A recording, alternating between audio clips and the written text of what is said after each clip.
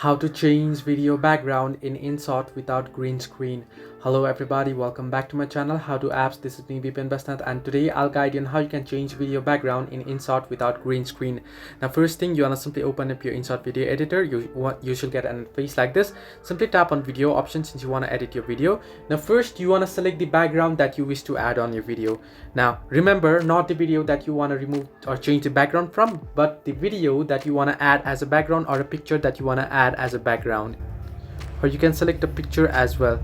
Now I'll just select this picture right here and I'll use this as my background, so I've added it first. So make sure to add a video that you wish to add as a background, or the photo that you wish to add as a background first.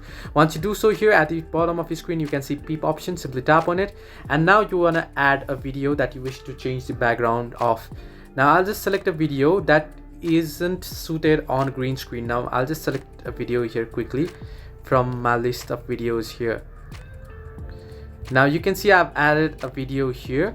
Now in order to, you can see I don't have any green screen here. It's been shot from a camera, it's from Snapchat. Now in order to remove or change the background, what you can do is you can simply swipe to the right on list of options and tap on cutout option, and you can see the background has been removed.